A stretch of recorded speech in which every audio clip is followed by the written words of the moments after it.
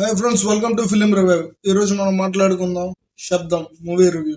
అసలు ఈ సినిమా ఎలా ఉంది ఏంటి, ఎందుకంటే అది మళ్ళీ మన వైశాలి డైరెక్టర్ అప్పుడెప్పుడో ఒక సినిమా తీశారు, పెద్ద బ్లాక్ బస్టర్ హిట్ అయింది. మళ్ళీ వాళ్ళ కాంబినేషన్ లో ఎన్నాళ్ళ తర్వాత మళ్ళీ తీయడం జరుగుతుంది.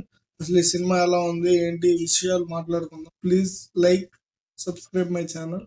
చూడండి, కొంచెం బాగానే చెప్తున్నాను, నచ్చితే అనుకుంటున్నాను. ఇంకా ఈ సినిమా విషయం ఏంటి అంటే, ఫస్ట్ ఈ సినిమాకి ఉన్న ఇంట్రెస్ట్, వైశాలి సినిమా చాలా బాగుంటుంది. అట్ ద సేమ్ టైం అదొక బెంచ్ మార్క్స్ సినిమా. ఇందులో ఈ దెయ్యాల సినిమాల్లో మంచి బెంచ్ మార్క్ సినిమా. నాకు చిన్నప్పటి నుంచి ఎన్నో దెయ్యాల సినిమాలు చూస్తాం, కానీ ఈ ఒక్క దెయ్యాల సినిమాల్లోనే దెయ్యాలు వాటి రివెంజ్ ని అవే తీర్చుకుంటా ఉంటాయి. అక్కడ ఇన్వెస్టిగేషన్ చేసుకుంటా ఉంటారు. ఫైనల్ గా ఇన్వెస్టిగేషన్ లో ఇది పలానా వాళ్ళు చేశారు, దెయ్యమే చేసింది, ఇక్కడ ఏం ప్రూఫ్లు లేవు అని వదిలేసి వెళ్ళిపోతారు. సో ఇక్కడ ఎవరిని అక్కడ సస్పెక్ట్ గా చూసి అరెస్ట్ చేసి హెరాస్ చేసి ఇలాంటి లేకుండా చాలా బాగా వెళ్ళిద్ది ఈ సినిమా. సో అది నాకు బాగా నచ్చింది ఆ సినిమాలో. అట్ ద సేమ్ టైం మన ఈ సినిమాలో కూడా ఎయిర్ అనేది వాళ్ళు హైలైట్ చేశారు.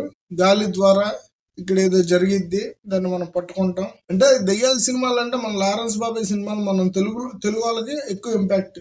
దెయ్యానికి ఏదో అన్యాయం జరిగిద్ది, దెయ్యం అయ్యా సాయం చెయ్యయ్యా నేను లారెన్స్ అడగగానే ఆయన రా నాలోకి రా నేను చూసుకుంటాపా అని తీసుకెళ్ళి వాళ్ళకి న్యాయం చేసి క్లోజ్ చేస్తారు. ఈ ప్యాటర్న్ ఈయన క్యాచ్ చేశారు, ఎక్సలెంట్ గా వర్కౌట్ చేసుకుంటున్నారు. అట్ ద సేమ్ టైం చాలా సినిమాల్లో దెయ్యాలు ఇంకొకళ్ళకి వెళ్ళి వాళ్ళు వర్క్స్ చేసుకొని మళ్ళీ రీబ్యాక్ అయిపోవడం అనేది ఎప్పటి నుంచో చూస్తున్నాం. లేదా రివెంజ్ తీర్చుకోవడానికో, హెరాస్ చేయడానికో, లేదా సెల్ఫ్ హర్ట్ చేసుకోవడానికో దెయ్యాలు ఇంకొకరిలోకి వెళ్ళటం, అది ఆత్మలు, ఇలాంటి లైన్ ఎప్పటి నుంచో చూస్తున్నాం.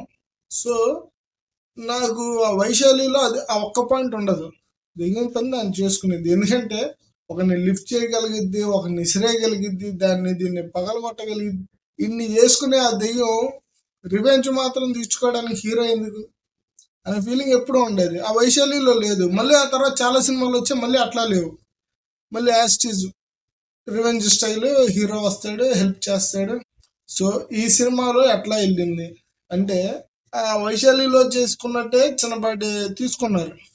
విలన్స్ ని దెయ్యాలి చంపుకుంటే, హ్యూమన్ హెల్ప్ అక్కర్లేదు, అయ్యాయి చేసుకుంటే. ఇక్కడ ఏమొచ్చిందిరా కష్టం అంటే, ఈ దెయ్యాల హ్యాండిక్యాప్, విలన్ ఫారెన్ లో ఉంటాడు, ఆయన ఇక్కడ తెచ్చుకోలేరు. సో ఇక్కడ హెరాస్ చేస్తే ఫారెన్ నుంచి విలన్ వస్తాడు, వచ్చినప్పుడు వేసేస్తారు, అంతే. ఇదే లైన్.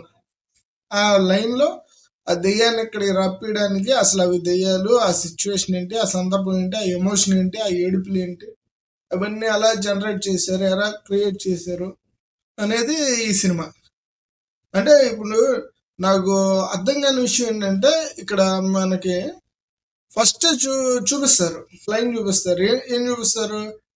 ఓ పర్సన్ ఉన్నారు, మన ట్రైలర్స్ ప్రకారం ఓ పర్సన్ ఉన్నారు, వాళ్ళకి ఏదో అన్యాయం జరిగింది, ఇలా దెయ్యం వచ్చింది, ఈ లైన్ వెళ్తా ఉంటది. ఒక సైన్స్ ఫిక్షన్ లాగా ఏదో తీసుకెళ్తా ఉంటారు, ఏదో అదేంటి బ్లాక్ మ్యాజిక్ అని తీసుకెళ్తా ఉంటారు. ఇన్ని చేస్తుంటారు. ఈడేం కెమెరాలు పెట్టుకొని, అప్పుడు ఎక్సర్సైజ్ చేసేవాడు కదా వీడియోలు, దెయ్యాలను పట్టుకుంటాను అర్ధరాత్రి రస్మెంట్దే వీడియో చేస్తూ ఉంటాడు. సరే ఇవన్నీ వెళ్తా ఉంటాయి, ఇంట్రెస్టింగ్ గా ఉంటుందా అంటే లేదు. యాజ్ యూజువల్ ఒక్కొక్క మర్డర్ని చేస్తూ ఉంటారు.